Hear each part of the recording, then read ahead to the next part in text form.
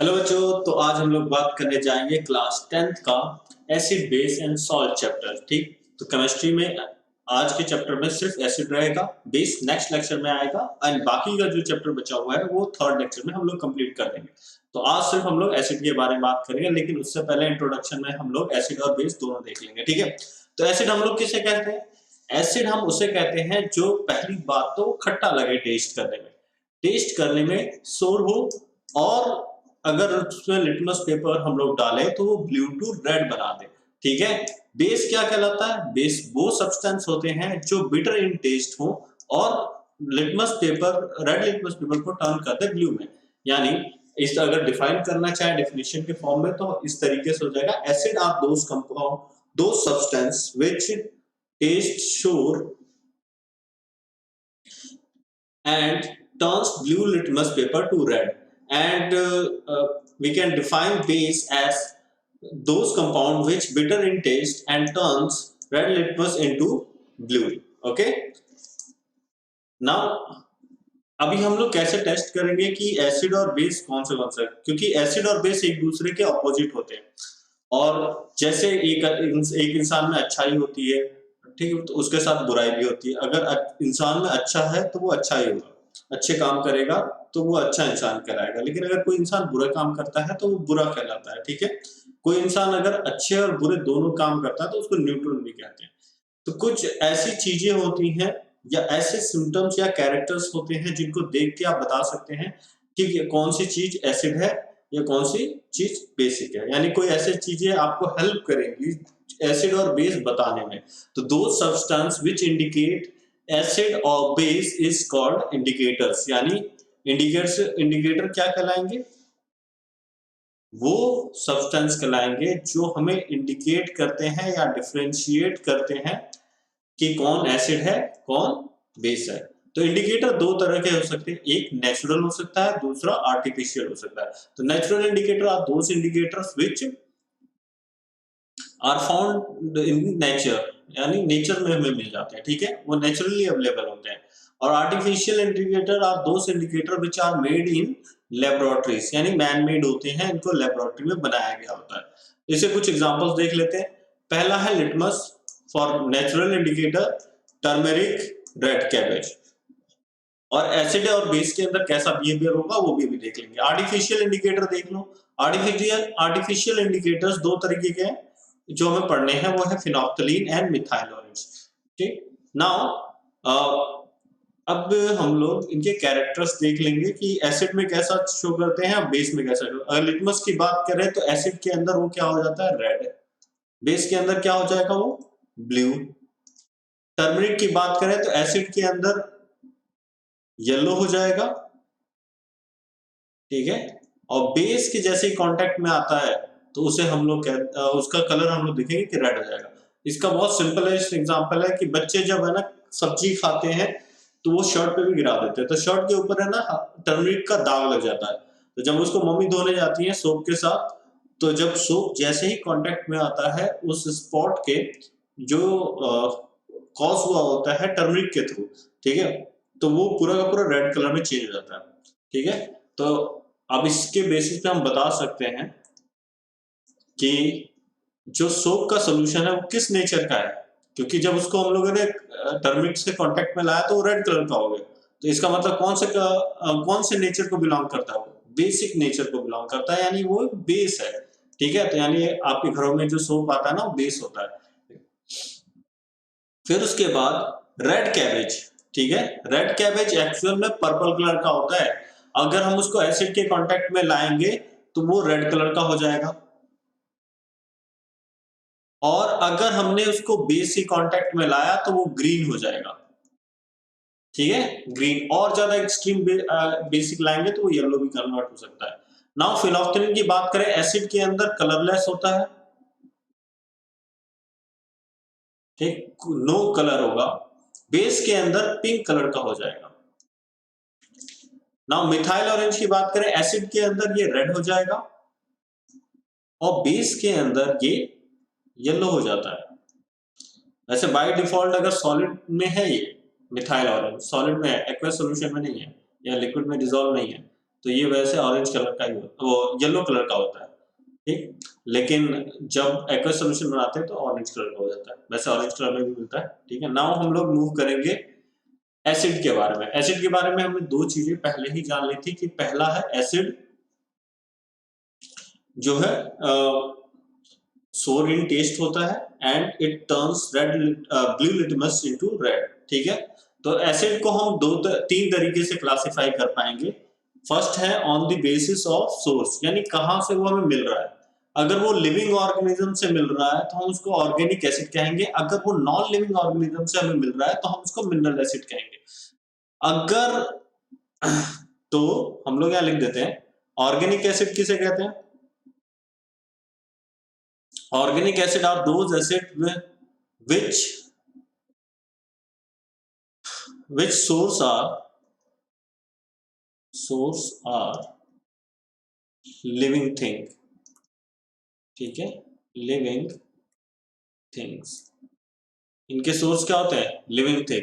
Example के तौर पे एग्जाम्पल आप दे सकते हैं, एग्जाम्पल क्या हो जाएंगे, साइट्रिक एसिड,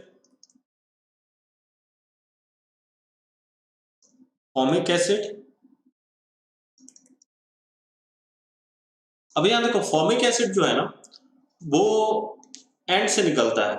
ये जो फॉर्मिक वर्ड आया है ये ग्रीक वर्ड से आया है, इसका मतलब होता एंड से रिलेटेड है, मतलब क्योंकि ग्रीक वर्ड में हम लोग एंड को क्या कहते थे, फॉर्मिका कहते थे, तो वहीं से ये वर्ड डिराइव किया, फॉर्मिका से ही फॉर्मिक एसिड बना है, ठीक।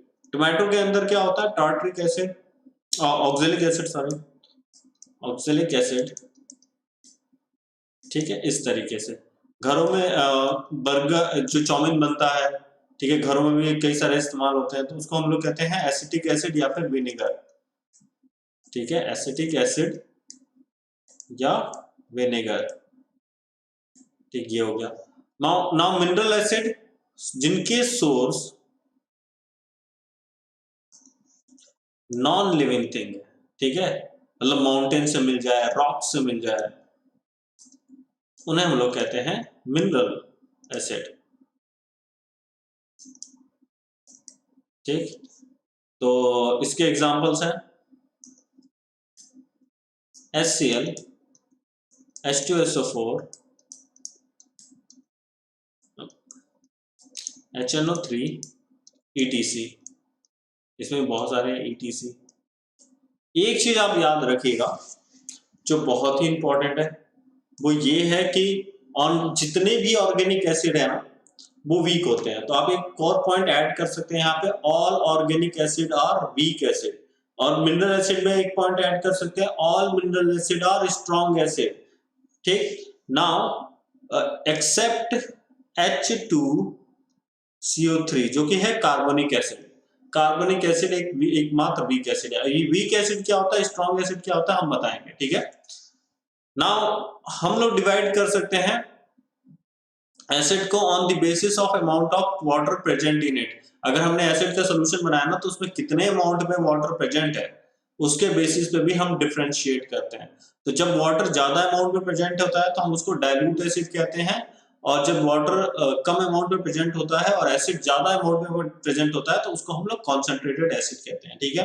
तो अगर मैंने HCl का ही सोल्यूशन लिया और उसके अंदर ज्यादा पानी मिला दिया तो बन जाएगा डाइल्यूट HCl, और अगर पानी बहुत कम मिलाया, एसिड बहुत ज्यादा हो गया, तो उसको वो बन जाएगा डाइल्यूट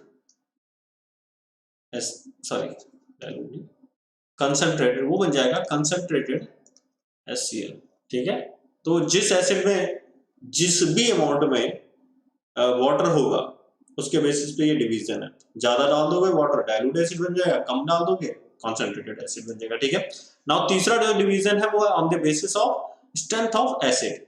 तो अगर हम लोग किसी एसिड को पाते हैं कि वो बहुत ज्यादा रिएक्टिव है, बहुत ज्यादा कोरोसिवनेस है, हाथ पे रखो हाथ ही जला दे रहा है, ठीक है, तो वो स्ट्रॉन्ग एसिड की कैटेगरी में आते हैं, ठीक है। अगर हम लोग कोई एसिड देख रहे हैं जिसमें कोरोजन पावर कम है, यानी वो उसको गिरा दो तो वो कम कोरोसिव नेचर है, मतलब काटता वटता है नहीं जल्दी, काटने का मतलब हो गया कि कोरोजन मतलब उसमें वहां पे रिएक्शन नहीं कर रहा है, बहुत जल्दी रिएक्शन नहीं, जैसे कि नींबू नींबू का रस जो होता है वो साइट्रिक एसिड होता है, और साइट्रिक एसिड एक वीक एसिड है, तो उसको हाथ में भी रख सकते हैं, आप पी भी सकते हैं, कुछ नहीं होगा। लेकिन HCl जो है बहुत स्ट्रॉन्ग एसिड है, उसको अगर हमने पिया तो होगा क्या, कंप्लीटली बर्निंग कॉज करेगा। ये भी बहुत सिंपल सा डेफिनेशन है इसके बेसिस पे, बट हम लोग है ना एक्चुअल में बात करते हैं वीक एसिड क्या होता है, जो पार्शियली आयनाइज हो, और स्ट्रॉन्ग एसिड क्या होते हैं, जो कंप्लीटली आयनाइज हो, 100% आयंस में चेंज हो जाए। ठीक है, नाउ वीक एसिड, सभी ऑर्गेनिक एसिड वीक एसिड होते हैं, ऑल ऑर्गेनिक एसिड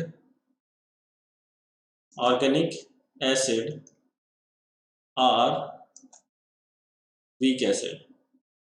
ठीक है, सभी के सभी ऑर्गेनिक एसिड वीक एसिड होते हैं, और यहाँ पे स्ट्रॉन्ग एसिड में क्या आ जाएगा, mineral acid are strong acid,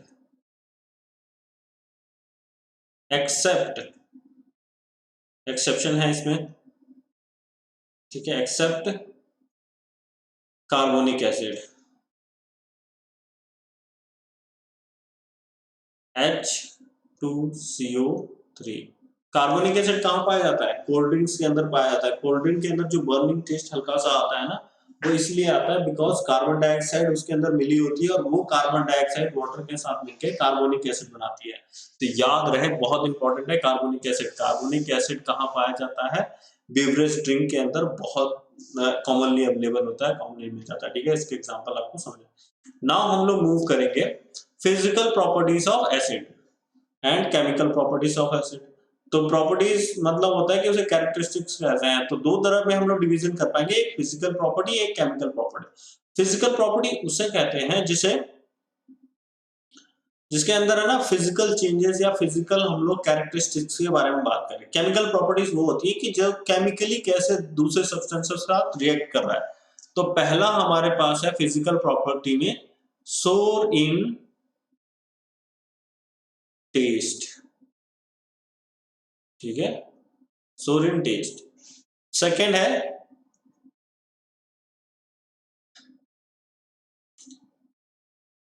turns blue litmus to red. ठीक है, थर्ड है एक्वस सॉल्यूशन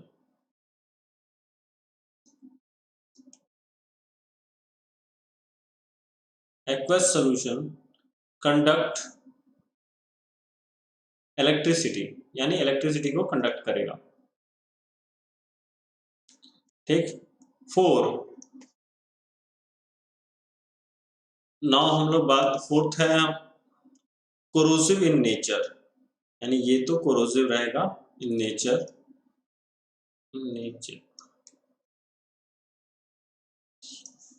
ये सारे के सारे फिजिकल नेचर हैं। एक खास बात और है कि कोई भी एसिड है ना कोरोजन क्यों कॉज कर पाता है, या एसिडिक बिहेवियर क्यों शो करता है।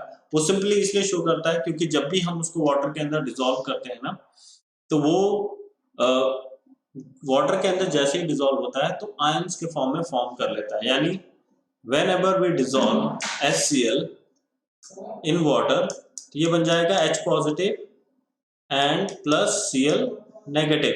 ठीक है, तो यहां पे हो गया एक्वस सॉल्यूशन के अंदर। नाउ हम लोग बात करेंगे केमिकल प्रॉपर्टीज की, लेकिन केमिकल प्रॉपर्टीज की बात करने का मतलब एक एसिड क्यों बन जाता है वो हम लोग देख लेंगे। जो HCl है ना, वो जैसे ही वाटर के अंदर हम लोग डिसॉल्व करेंगे तो वो H पॉजिटिव आयन और Cl नेगेटिव आयन बन जाता है। इस प्रोसेस को हम लोग कहते हैं आयोनाइजेशन। क्या कहते हैं, आयोनाइजेशन ऑफ एसिड। ठीक है, इसी को हम लोग कहते हैं केमिकल प्रॉपर्टीज। अब यहाँ पे आयोनाइजेशन हो रही है। ठीक है, यहाँ पे अब आयोनाइजेशन हो गई है H पॉजिटिव। ये H पॉजिटिव में अगर बात करें ना तो इलेक्ट्रॉनिक कॉन्फ़िगरेशन का, तो बीच में न्यूक्लियस होता है और चारों तरफ अगर हम बात करें तो एक इलेक्ट्रॉन घूमता है। अगर एक ही इलेक्ट्रॉन निकाल दो तो बीच में सिर्फ न्यूक्लियस बचेगा। कुछ इस तरीके से हो जाएगा ये एक न्यूक्लियस। ठीक है, तो ये बहुत ही अनस्टेबल होता है। H positive is very unstable, very unstable, बहुत ही ज्यादा अनस्टेबल होता है। ठीक है, तो इसकी वजह से ये H पॉजिटिव क्या करता है, बाकी जो अवेलेबल वाटर है ना इनके साथ कंबाइन हो जाता है और बना देता है H3O पॉजिटिव, जिसको हम लोग कहते हैं हाइड्रोनियम आयन। याद रखना बच्चों, भूल जाते हैं बहुत सारे बच्चे, इसको क्या कहते हैं हम लोग, हाइड्रोनियम आयन। ठीक है, तो केमिकल प्रॉपर्टीज की बात करेंगे हम लोग नेक्स्ट पेज पे, यानी chemical properties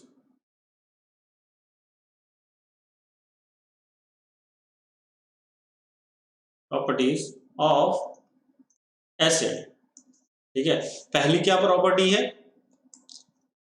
reaction with metal, यानी मेटल के साथ कैसे रिएक्ट करेगा। ठीक है, तो कोई भी एसिड है ना वो मेटल के साथ बहुत अच्छे से रिएक्ट करता है, उसको कोरोड कर देता है। ठीक है, तो एक जनरल रिएक्शन है, वो ये कहती है कि एसिड को अगर मैंने मेटल के साथ रिएक्ट करवाया तो वो बना देगा हाइड्रोजन गैस,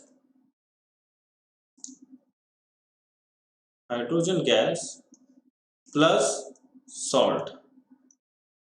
ठीक है, सॉल्ट मैंने बाद में इसलिए लिखा है, और बाद में इसलिए लिखा है, सॉल्ट पहले लिखते हैं बट बाद में इसलिए लिखा है कि हाइड्रोजन गैस यहाँ इंपॉर्टेंट है। हाइड्रोजन गैस की जब रिलीज होगा तो उसको टेस्ट कैसे करेंगे, ये बहुत ज्यादा इंपॉर्टेंट है, इसके बारे में भी डिस्कशन करेंगे कि अगर आपने एक बीकर लिया, उसके अंदर आपने एसिड डाल दिया और कोई भी मेटल डाल दिया, ठीक है, तो इसमें अब निकलेगी, इसमें से निकलेगा एक गैस जो कि है H2 गैस। अब आप क्या करेंगे, कवर कर देंगे, सिंपली आप इस बीकर को कवर कर देंगे और एक पाइप लेके जाएंगे, सोप सॉल्यूशन के थ्रू पास कर देंगे इसको। ठीक है, ये हो गया।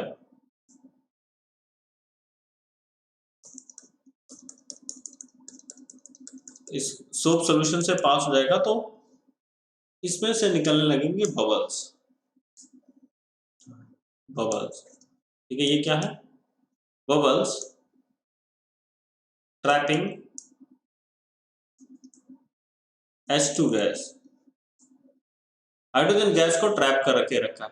अगर आप इसके पास एक बर्निंग मैस्टिक लेके आते हैं, ठीक है, एक बर्निंग मैस्टिक लेके आते हैं, ये बर्निंग मैस्टिक है, रेड कलर की आग चल रही है, जब इसको लेके आएंगे तो ये बबल्स बर्स्ट हो जाएंगे, एक पॉपिंग साउंड आएगा। क्या आएगा, पॉपिंग साउंड। पॉपिंग साउंड क्यों आता है, बिकॉज एक ही साथ हाइड्रोजन बर्न हो जाती है, एंड ये पॉपिंग साउंड, आपको पता है पॉपिंग साउंड कैसी होती है, जब बोतल को ओपन किया जाता है झटके से, जैसे कि एरेटेड ड्रिंक होती है, कोका कोला हो गया, इन सब की जो बोतलें ओपन की जाती है तो एक साउंड आता है पॉपिंग साउंड करके। इसी ये साउंड जब आपको मिल जाएगा तो आपको कंफर्म हो जाएगा कि जो गैस रिलीज हो रही है वो हाइड्रोजन गैस है। नाउ हम लोग बात करेंगे,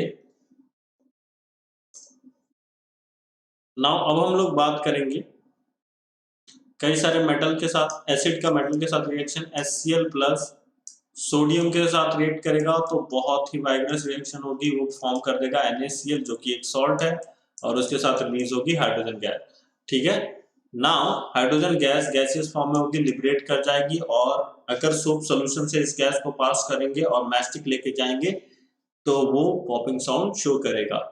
अब अगर हम लोग H2SO4 के साथ पोटेशियम को रिएक्ट करवा दें जो कि एक मेटल है, तो ये बना देगा K2SO4 plus H2 gas release कर देगा, है ना। अगर हमने carbonic acid H2CO3 carbonic acid को मैग्नीशियम के साथ रिएक्ट करवाया जाए तो ये बना देगा MgCO3 magnesium carbonate plus H2 gas release कर देगा। ठीक, नाउ अगर मैं HCl को रिएक्ट करवाता हूं कॉपर के साथ तो यहाँ पे ध्यान रहे HCl डाइल्यूट है, ठीक है। डाइल्यूट HCl के साथ रिएक्ट करवाता हूं तो यहाँ पे नो रिएक्शन आएगा, नो रिएक्शन। क्यों? क्योंकि जो कॉपर मेटल है उसकी रिएक्टिविटी यानी दबंगई जो है वो हाइड्रोजन से कम है।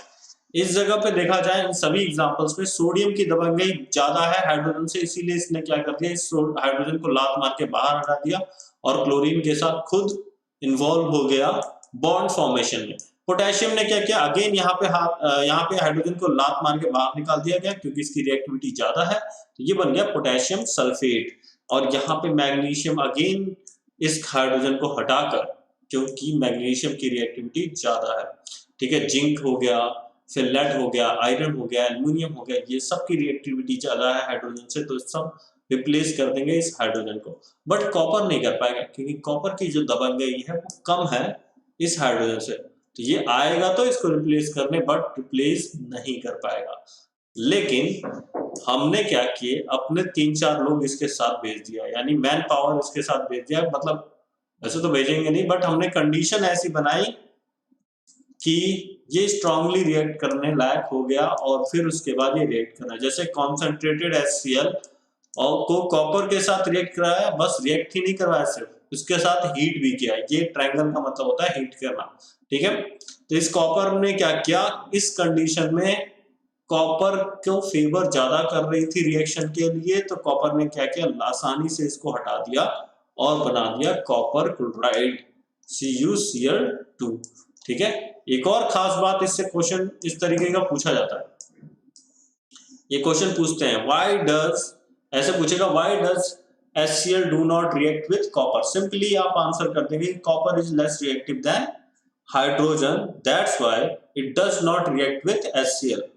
उसके बाद अगर पूछता है एक क्वेश्चन जो बहुत इंपॉर्टेंट है, वो भी पूछता है कि HCl को मैं कैल्शियम के साथ रिएक्ट करा रहा हूं, तो कैल्शियम क्योंकि सॉलिड होता है, मेटल है, भारी है, लिक्विड के एकदम डूब जाना चाहिए, बट ये डूबता नहीं है, ये फ्लोट करता है उसकी सरफेस पे, ठीक है। तो ये बनाएगा calcium chloride plus H2 gas, ठीक है, गैस ऊपर आ जाएगी।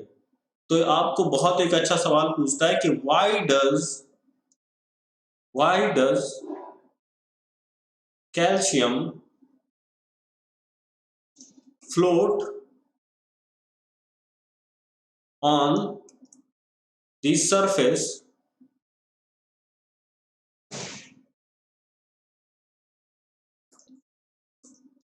now आपके पास क्वेश्चन है why does calcium floats on the surface of acid. भाई क्यों कैल्शियम है ना फ्लोट करने लगता है, वो तो सॉलिड है, और जो एसिड का सोल्यूशन है वाटर के अंदर वो एक एक्वस सोल्यूशन है यानी लिक्विड फॉर्म में, और सॉलिड कभी भी मतलब अगर उसका वॉल्यूम उस तरीके से, उसको उस तरीके से डिजाइन ना किया गया फ्लोट करने के लिए, तो वो डूब ही जाएगा, जैसे आयरन नील है ये सब डूब जाते हैं, कैल्शियम भी अगर देखें तो डूब ही जाएगा, ठीक है।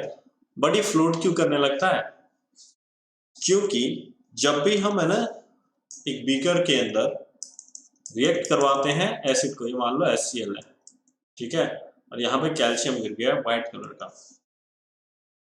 ठीक है, ये कैल्शियम है। अब ये फ्लोट क्यों करने लगता है, क्योंकि जो जब रिएक्शन करेगा यहाँ पे तो ये हाइड्रोजन गैस है ना रिलीज होने लगी, और हाइड्रोजन गैस इसके वॉल से आके चिपक जाएगी, ठीक है, यहाँ पर ये वॉल से आके चिपक गई हाइड्रोजन गैस। अब क्या होगा, ये हाइड्रोजन गैस इसको लिफ्ट कर देगी ऊपर और यहाँ फ्लोट कराने लगेगी। तो सिंपल रीजन है कि hydrogen gas stick to the surface of calcium which makes it float on the surface of HCl while reacting. यही आपका आंसर है, सिंपल, ठीक है। तो जो HCl है वो चिपक गई है कैल्शियम के सरफेस पे और वो उसको अपलिफ्ट कर देती है ऊपर की तरफ और एसिड के ऊपर वो फ्लोट करने लगता है, ठीक है। ये एक क्वेश्चन है। एक और क्वेश्चन जो पूछा जाता है वो है कि अगर मैं HNO3 से नाइट्रिक एसिड से सोडियम का रिएक्शन करवाऊं, ठीक है, तो ये हाइड्रोजन गैस रिलीज नहीं करता है, ये सोडियम नाइट्रेट की फॉर्मेशन तो कर देगा बट साथ में H2O प्लस NO या फिर NO2 भी रिलीज कर देता है, ये गैस फॉर्म में रिलीज करेगा। तो यहाँ पे इस रिएक्शन के अंदर हाइड्रोजन गैस रिलीज नहीं होती। तो ये क्वेश्चन पूछा जाता है कि why does HNO3 do not release hydrogen gas while reacting with metal. तो हम क्वेश्चन लिख देते हैं, why does HNO3 do not releases H2 gas while reacting with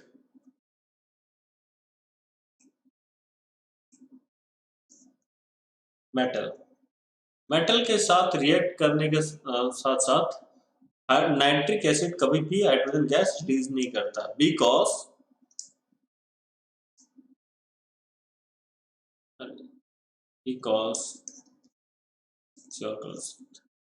answer इसका क्या हो जाएगा, because HNO3 is very strong oxidising agent, बहुत ही ज्यादा ऑक्सीडाइजिंग स्ट्रॉन्ग ऑक्सीडाइजिंग एजेंट है। ठीक है, मतलब ऑक्सीजन डोनेट कर देता है। तो जब भी कोई आपने बीकर में रिएक्ट करवाया, यहाँ पे HNO3 है, ठीक है, कोई भी मेटल है, मान लो सोडियम है, यहाँ पे सोडियम से रिएक्ट कर रहा है, रिएक्ट करने के बाद हाइड्रोजन गैस निकली, ठीक है, यहाँ से हाइड्रोजन गैस निकली। अब इस हाइड्रोजन गैस को क्या करेगा, HNO3 क्या करेगा, इसके साथ रिएक्ट कर जाएगा, और जब H2HNO3 के साथ रिएक्ट करता है तो ये बना देगा H2O, अपना एक ऑक्सीजन इसको दे देगा, ठीक है, और खुद रिलीज कर देगा या तो NO या फिर NO2, ठीक है, यहाँ लिख देते हैं NO2, दोनों में से कोई एक रिलीज कर देगा। बट इसका भी एक्सेप्शन है, इसका एक्सेप्शन ये है कि कुछ केसेस में देखा गया है जहां पे हम लोग वेरी डाइल्यूट यूज करेंगे। वेरी डाइल्यूट आप जानते हैं पानी ज्यादा होगा, वेरी डाइल्यूट का मतलब हो गया पानी बहुत ही ज्यादा होगा HNO3 के सोल्यूशन में, यानी आप इसके अंदर वाटर डाल रहे हैं। वेरी डाइल्यूट HNO3 को आप किससे रिएक्ट करवा रहे हैं, या तो आप मैग्नीज से करवा दें या फिर आप मैग्नीशियम से करवा दें। इस केस में जो सॉल्ट बनता है वो MgNO3 बन जाएगा और उसके साथ रिलीज होगी H2 गैस, या फिर MnNO3 का वोल्ट वाइज रिएक्ट कर जाएगा बट, और उसके साथ रिलीज होगी हाइड्रोजन गैस। यानी आपने बस पानी की क्वांटिटी ज्यादा कर देनी है, ठीक है, तो बहुत ज्यादा कर देंगे तब मैग्नीज और मैग्नीशियम के साथ ये रिएक्शन शो करेगा। आई होप इसे समझ आया। नेक्स्ट टॉपिक में मूव करते हैं। नेक्स्ट टॉपिक है रिएक्शन विथ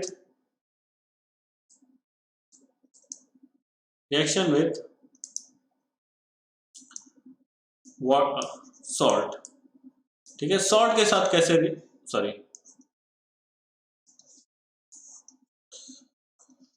सॉल्ट है बेस, रिएक्शन विद बेस, यानी बेस के साथ कैसे रिएक्शन करता है। तो जनरली एक रिएक्शन है, जनरल रिएक्शन ये है कि वो एसिड बेस के साथ रिएक्ट करेगा और बना देगा सॉल्ट, ठीक है, प्लस वाटर। इसी रिएक्शन को हम कहते हैं न्यूट्रलाइजेशन रिएक्शन। क्या कहते हैं हम लोग, neutralization reaction, because in this reaction acid neutralizes base, neutralization reaction, ठीक है।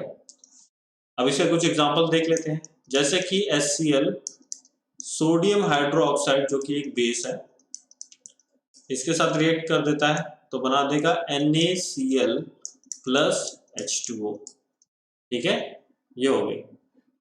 तो इस तरीके के बहुत सारे रिएक्शन है, चाहे आप HNO3 के साथ करवा दो, ठीक है, प्लस NaOH, ये बन जाएगा NaNO3 sodium nitrate plus H2O, ठीक है। कुछ भी आप कोई भी एसिड ले लो, यहाँ पे H2SO4 ले लो, H2SO4 plus potassium hydroxide forms potassium sulphate और बना देगा H2O। ठीक है, अब आप कहेंगे सर फॉर्मूला कैसे लिख रहे हैं आप, इतना सारा फॉर्मूला आपको याद है? तो सिंपल सा तरीका है, आपको वैलेंसी याद होनी चाहिए। ठीक है, आपको ये पता होना चाहिए किस आयन की क्या वैलेंसी है, ये याद करने से पता चलेगा। जैसे यहाँ से दो आयन निकलेंगे, एक H पॉजिटिव आयन निकलेगा, एक SO4 2 नेगेटिव आयन निकलेगा, ये आपको याद होना चाहिए। वैसे ही दूसरा K positive and OH negative निकलेगा। इस H पॉजिटिव को हम क्या करेंगे, आपको पता है कि ये जो पॉजिटिव आयन है वो किसके पास चला जाएगा, इसके पास आ जाएगा, और ये वाला पॉजिटिव K के पास आ जाएगा। तो क्योंकि इसकी वैलेंसी 1 है, K की वैलेंसी क्या है 1, ठीक, और सल्फेट की SO4 2 नेगेटिव की वैलेंसी 2 है, तो क्रॉस कर दो, क्या हो गया K2SO4। ठीक है, आ गया, यही फॉर्मूला है, और वहाँ H2O हो जाएगा। तो इस तरीके से हम लोग फॉर्मूले भी लिख सकते हैं हर चीज का, लेकिन हमें वैलेंसी याद होनी चाहिए। वैलेंसी अगर हमें याद नहीं है तो फॉर्मूला लिखने में बहुत दिक्कत होगी। नाउ नेक्स्ट जो प्रॉपर्टी है बहुत इंपॉर्टेंट है, वो ये है कि reaction of acid with metal carbonate, metal carbonate, भाई मेटल कार्बोनेट के साथ कैसे रिएक्ट करेगा, यानी हो जाएगा मेटल कार्बोनेट, लिख दीजिए मेटल कार्बोनेट को मैं क्या करूंगा, एसिड के साथ रिएक्ट कराऊंगा। एक जनरल रिएक्शन याद कर लो, पहली बात तो सॉल्ट बनेगा। ठीक है, सॉल्ट बनने के बाद कार्बन डाइऑक्साइड गैस निकलेगी, बहुत इंपॉर्टेंट है। फिर उसके बाद H2O निकलेगा। कार्बन डाइऑक्साइड गैस यहाँ पे जो निकल रही है इसका बहुत ज्यादा इंपॉर्टेंस है। कार्बन डाइऑक्साइड को, गैस को कार्बन डाइऑक्साइड गैस के फॉर्म में स्टोर करना बड़ा मुश्किल होता है, और कहाँ यूज होती है, आग बुझाने में। तो इसी वजह से इस कार्बन डाइऑक्साइड गैस को हम किस फॉर्म में यूज करते हैं, मेटल कार्बोनेट के फॉर्म में स्टोर करके रखते हैं इन फायर एक्सटिंग्विशर सिलेंडर। जो लाल कलर का सिलेंडर होता है ना, आग बुझाने के लिए यूज होता है, तो उसके अंदर सोडियम बाइकार्बोनेट यूज करते हैं हम लोग, और वो सोडियम बाइकार्बोनेट रिएक्ट करता है एसिड के साथ जो कि होता है सल्फ्यूरिक एसिड, और जब वो रिएक्ट कर जाता है तो रिएक्ट करने के बाद सॉल्ट बनाता है, वाटर बनाता है, और बहुत सारा कार्बन डाइऑक्साइड रिलीज करता है, और यही कार्बन डाइऑक्साइड आग को बुझाती है। ठीक है, नाउ हम लोग रिएक्शन को भी देख लेते हैं। ठीक है, रिएक्शन हमारे पास क्या हो जाएगा, मेटल कार्बोनेट में आप कैसे ले लें, एक तो पहले कैल्शियम कार्बोनेट ले लेते हैं, कैल्शियम कार्बोनेट, इसको हम HCl से रिएक्ट करवाएंगे। ठीक है, क्या बन जाएगा कैल्शियम क्लोराइड। याद रखिएगा वैलेंसी, तभी फॉर्मूला लिख पाएंगे। और बाकी दो चीजें आपको कॉमन रखनी है, कार्बन डाइऑक्साइड एंड वाटर, ये दोनों चीजें आप वैसे की एज इट लिख दीजिए। कार्बन डाइऑक्साइड गैस रिलीज होगी और H2O वाटर। ठीक है, नाउ सोडियम बाइकार्बोनेट Na2CO3 को HCl से रिएक्ट करवाएंगे। ठीक है, हर बार HCl नहीं, एक अलग एसिड ले लेते हैं, H2SO4, क्या हो जाएगा H2SO4, तो हमारे पास बन जाएगा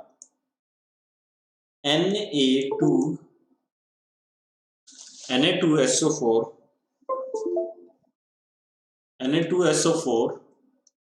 प्लस CO2, गैस रिलीज होगी और H2O, यही रिएक्शन होती है फायर एक्सटिंग्विशर सिलेंडर के अंदर।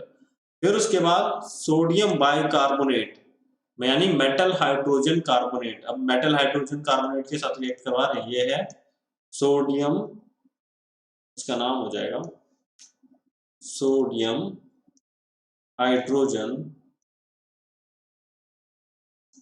कार्बोनेट, बहुत जगह यूज होता है, केक बनाने में यूज होता है, केक को फ्लफीनेस प्रोवाइड करता है। HCl के साथ रिएक्ट करवा दो, ये बन जाएगा NaCl। ठीक है, और plus carbon dioxide gas release हो जाएगी और H2 गैस आ जाएगी। ठीक है, और सोडियम कार्बोनेट का एक और रिएक्शन करवा देते हैं H2SO4 के साथ, जो कि बहुत इंपॉर्टेंट है, जो फायर एक्सटिंग्विशर में यूज होता है। H2SO4 हो जाएगा Na2SO4 plus CO2 gas release होगी जो कि फायर को एक्सटिंग्विश करती है, प्लस H2O वाटर रिलीज हो जाएगा। ठीक है, आई होप सारी रिएक्शन आपको पता चल गई है। ठीक है, एक प्रॉपर्टी और देख लीजिए। अब है ना, ये सारी चीजें पढ़ने के बाद है ना, एक कॉन्सेप्ट आपको बहुत ध्यान रखना होगा कि एसिड होता क्या है। ठीक है, एसिड एक रिकैप कर लीजिए, एसिड क्या होता है। एसिड को ना कई तरीके से डिफाइन किया गया है, जो कि मैंने बीच में एक बार आपको बताया था। Acid are those which are sour in taste but also changes blue litmus paper to red, ये है डेफिनेशन। बट ये तो हम लोग बहुत पुराने 8th क्लास से पढ़ते आ रहे हैं, बट कुछ नया डेफिनेशन की जरूरत है। तो वो एक नया डेफिनेशन ये है कि acid releases, and acid are those substance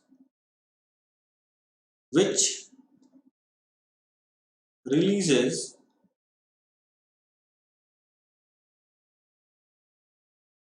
H positive ion in aqueous solution। ठीक है, एक्वेस सोल्यूशन के अंदर यानी वाटर के अंदर। एक्वेस सोल्यूशन का मतलब ये होता है water solution, solution in water. क्या लिख देते हैं, सोल्यूशन, सोल्यूशन इन वाटर। ठीक है, कहने का मतलब ये है कि वाटर के अंदर जो सोल्यूशन हो रहा है, ठीक है, उसके अंदर H पॉजिटिव आयन रिलीज करे। एसिड हमेशा हमेशा H पॉजिटिव आयन रिलीज करेगा वाटर के अंदर। ठीक है, अब ये H पॉजिटिव आयन बहुत ही ज्यादा अनस्टेबल होता है, और ये क्या करता है वाटर के साथ, ठीक है, वाटर के साथ मिलकर H3O पॉजिटिव बना देता है, जिसको हम लोग कहते हैं हाइड्रोनियम आयन। ये हाइड्रोनियम आयन भी बहुत ज्यादा अनस्टेबल होता है, बट इसके बाद की बातें अभी हम लोग करेंगे नहीं, बाद में करेंगे। ठीक है, क्योंकि टॉप लेक्चर बहुत लंबा हो गया वैसे ही। एक क्वेश्चन और आता है जो बहुत ध्यान देने वाली बात है कि हम लोग ग्लूकोज का फॉर्मूला देते हैं C6H12O6। देखो यहाँ पे 12 हाइड्रोजन है, तो क्वेश्चन पूछता है कि if glucose has 12 hydrogen in it, then why it does not show acidic behavior। ठीक है, तो क्योंकि इसके पास तो 12 हाइड्रोजन है, इसके पास तो एसिडिक बिहेवियर शो करना चाहिए। सिंपल सी बात है, जब आप इसको वाटर में डिसॉल्व करते हैं तो ये नो H पॉजिटिव आयन, इसको रेड कलर से लिखते हैं, H positive ion is produced. ठीक है, but in acid H positive ion is produced in aqueous solution. आपको इतना सा आंसर करना है और ठीक है, ये हो जाएगा। तो अगर कोई पूछे why does glucose does not show acidic behavior even though it has 12 hydrogen, तो आप सिंपली कहेंगे कि because when we dissolve glucose in water it does not produce H positive ion in aqueous solution। ठीक है, thank you and have a nice, अपना care करिए। Next topic में हम लोग कवर करेंगे बेस।